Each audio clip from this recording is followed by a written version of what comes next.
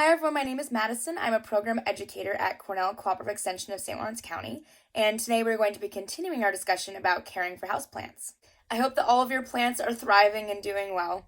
I started a basil plant about the same time that I did last week's video, and mine has grown 3/4 of an inch. Last week we talked a little bit about what nutrients and dirt do for a plant. This week we're going to be focusing on what water does for a plant. I'll also be giving you some tips for how to water your plant. So let's get started. So what does water actually do for the plant? Water helps to move nutrients from the soil to the plant. We talked a bit last week about what nutrients do for the plant. Plants need water for photosynthesis.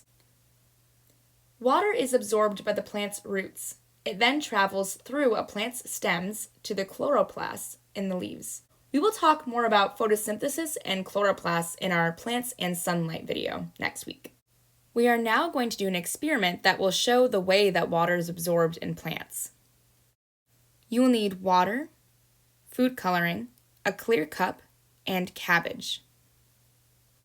Napa cabbage works especially well for this experiment. You can also use white flowers such as daisies or carnations. First, place your cabbage or flowers stem down into your plastic cup.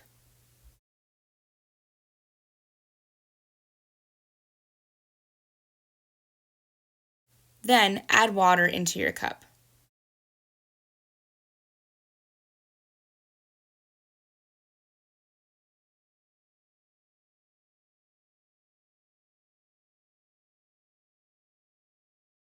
Then add a few drops of food coloring.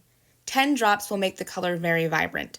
Now sit and wait patiently to see what happens to the color of your cabbage or flower. What explanation do you have for your observations?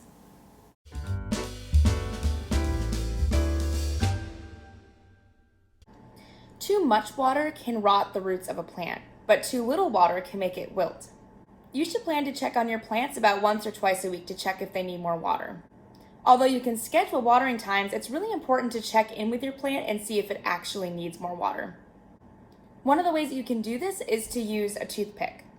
For example, this is one of my favorite plants. It's a fern, and I'm going to put the toothpick in the soil to see if the soil sticks to the toothpick.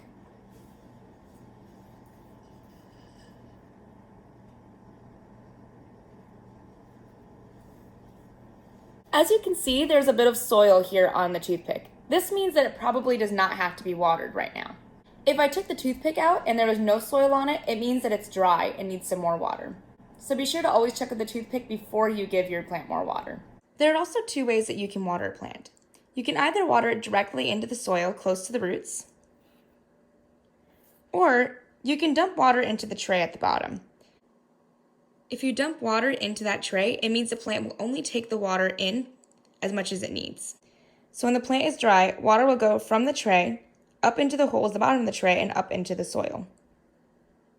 This plant has lots of water down here because it doesn't need any more right now.